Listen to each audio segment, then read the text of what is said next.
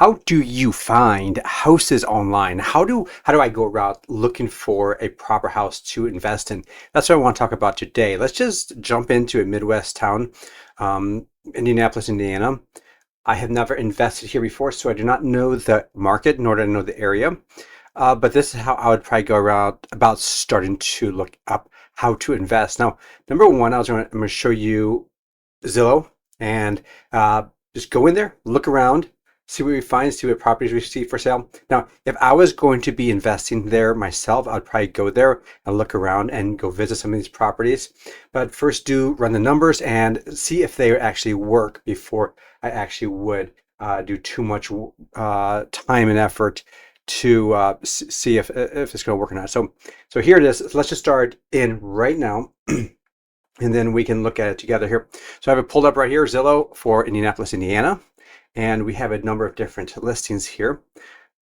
If you notice, if I can get these going here, it's sorted by homes for you. I don't want that. I want homes that are the cheapest. So go low to high. So now when we go to low to high, we get some just random homes. I'm going to start going right into the settings and just try to figure out exactly what I'm looking for here.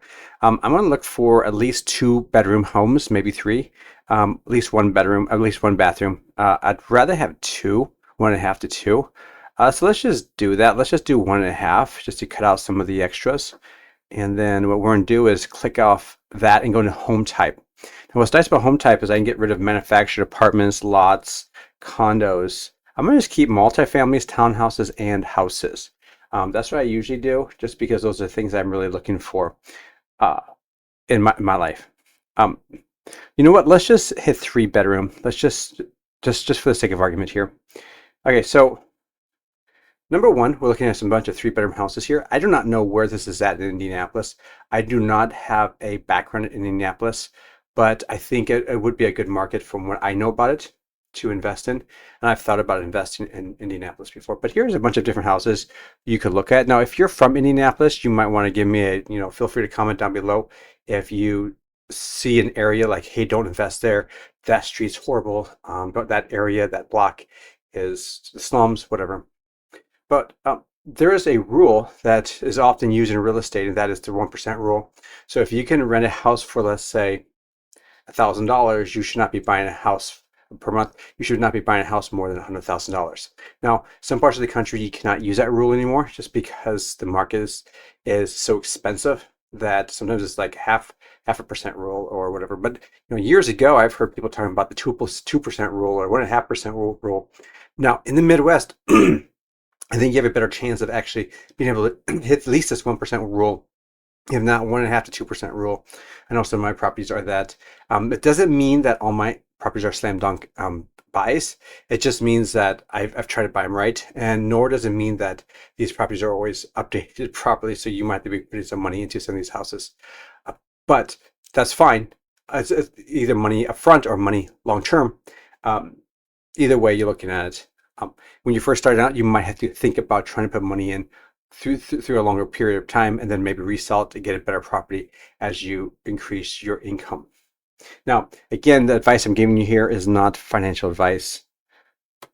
Take it or leave it. This is more or less how I do it. And if you find value in this, feel free to comment below and tell me what you think and what you're getting out of this, if this is helpful. All right, so let's just zoom into Indianapolis. If I was going to be looking at homes for Indianapolis, strangely enough, I would not look in Indianapolis. See, I have all these homes in Indianapolis right here.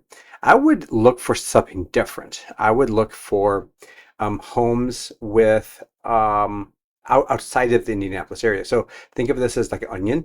So if you have Indianapolis as being the center part of the onion, and then you start peeling back the onion, I'm looking for the outer peels, or maybe like a middle peel, where you're not like an hour away from Indianapolis, but maybe you are only 15, 20 minutes away from the town of Indianapolis. So let's remove the boundary here. And then when we remove the boundary, we have a bunch of different towns that start popping up. All these other towns start having houses for sale too. And the reason why I'm doing this is because there are other towns around Indianapolis that if I would invest in, you can often get a cheaper house a good solid house that's cheaper, but you still can get solid rent as well at the same time. So this is a very good thing if you want to do real estate investing. Now, if you're a city person and really want to focus on the city, great, but I'm more of a small town investor. I've only one property in a larger town, a larger city, and in the Midwest, most of mine are in small towns outside of town, outside of the main cities.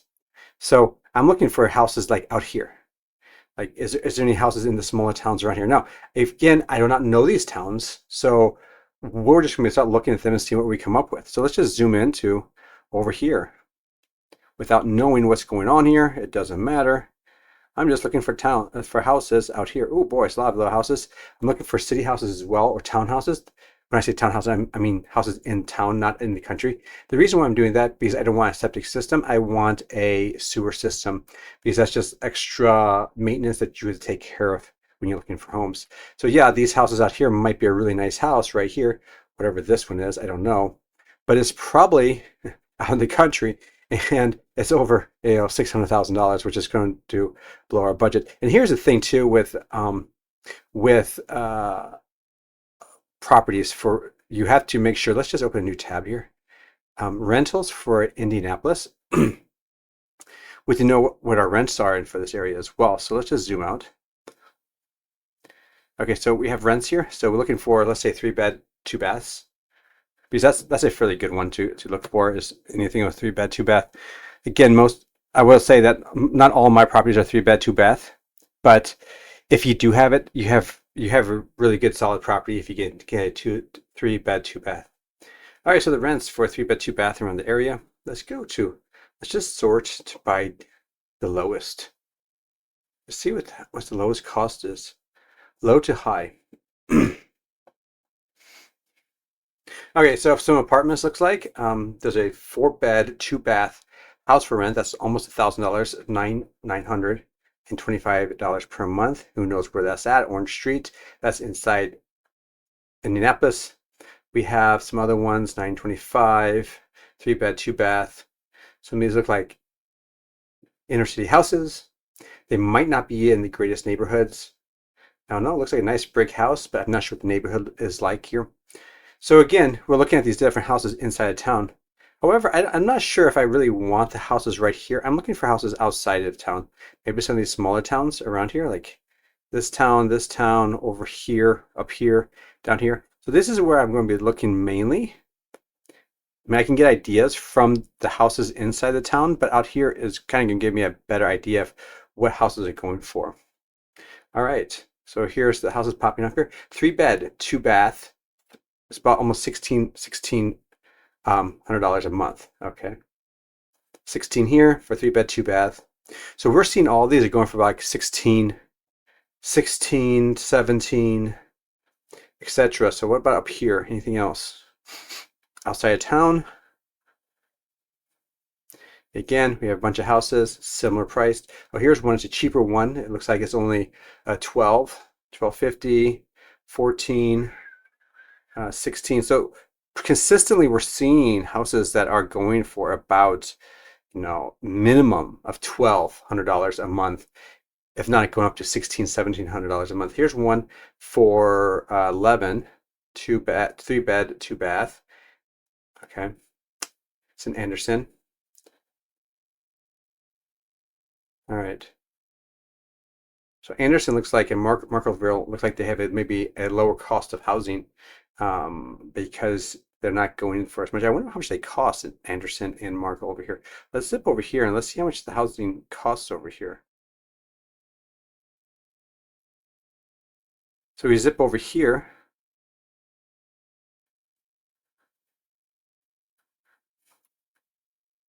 Here's Anderson. There it is. All right, let's just see what the houses are going for. Okay, yeah, this is much. You look at the housing pricing. This is not too bad. Huh, I probably wouldn't invest over here because look at this. So we're sorting by low to high. We have a low, in Anderson, we have a $100,000 house here. We have a $75,000 house here. I'm not sure what the condition is, nor the area, nor the community, but it looks like it could be kind of high. It might not be that bad a place though, but these prices for the house that you're getting and for the rent you're beginning off this house, I probably wouldn't do that just because these houses are pretty expensive. So, but if we go over here, remember up here, we were getting closer to, people were asking about, so up here, people were asking 12 to 17 or so, 13 to 17. Okay, similar prices for these houses. 100,000, 50,000. It could be a horrible neighborhood. I don't know. Frankfurt, I don't know much about that neighborhood. 109. So the house prices seem very similar, and people are getting similar prices. Now, again, this is what people are asking for. Most likely, they're probably getting that, especially if all the houses are going for that rate. So if it was me, just by looking at this data here without knowing the communities that these are in, I'd probably go for something up here, or or a different community, maybe south or on the west side.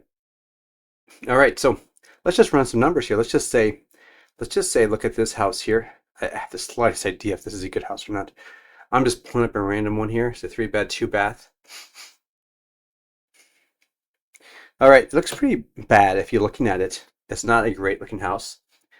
It might make a good rental house, but I'm kind of concerned about it right away because of the siding. It looks kind of nasty.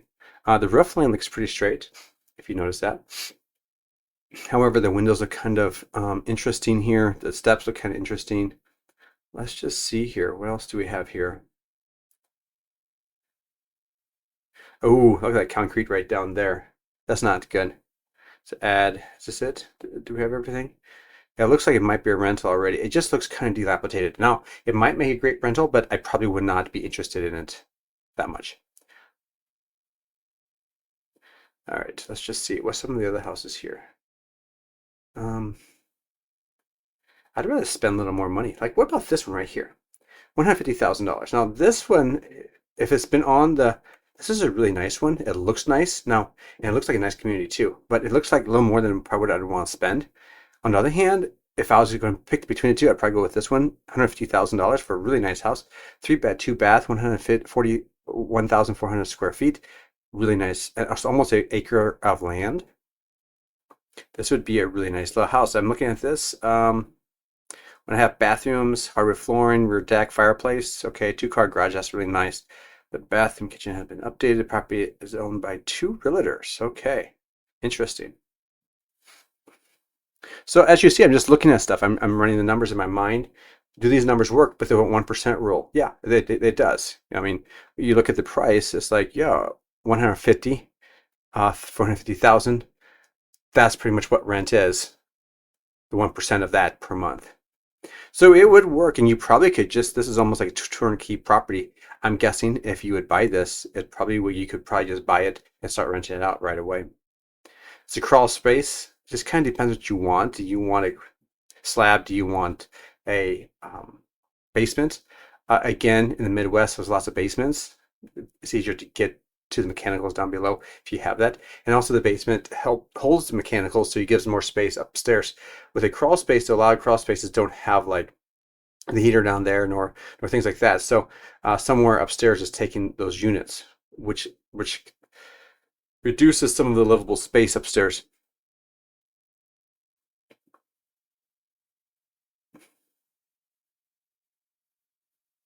Okay, vinyl siding, stone, new construction.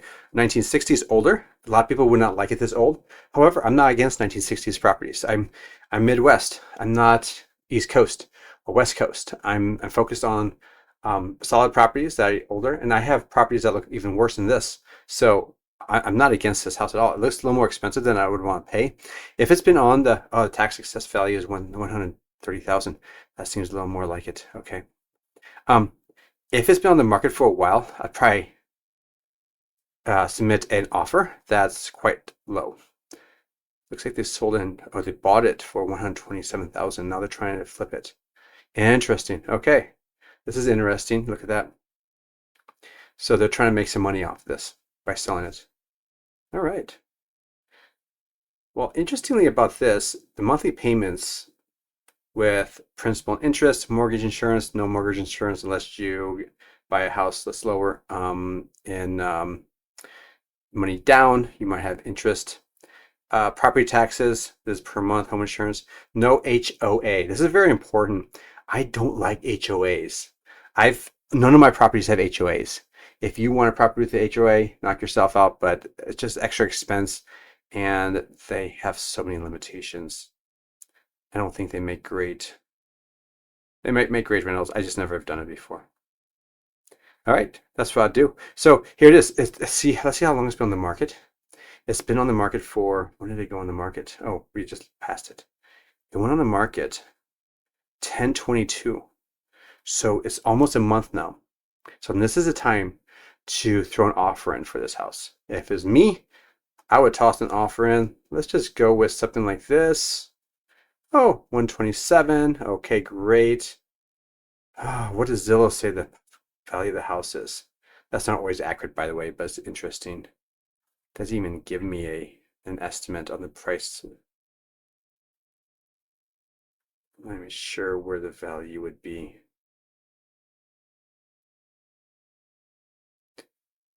Lots of saves. Huh. Not a lot of people have, lots of people have saved it and looked at it over the 23 days, but they did not buy it. That's interesting. Oh, it's estimated to be 145,000 estimate.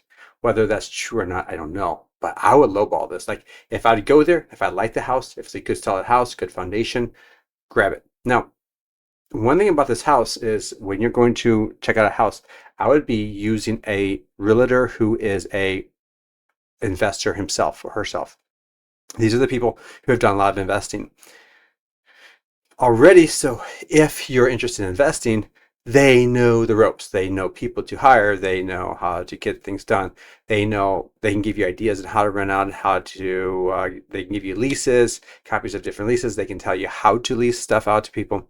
They are a huge benefit to you if you get some friend or someone you know who's a realtor and who's also an investor who can help show you these properties. But this house is not bad. It's not one that I'd probably buy just because it's too high for me. I'd rather get a little better than this. If I could get this down to like 110,000 or 100,000, I'd probably jump at it with a heartbeat, but that's 50,000 difference there.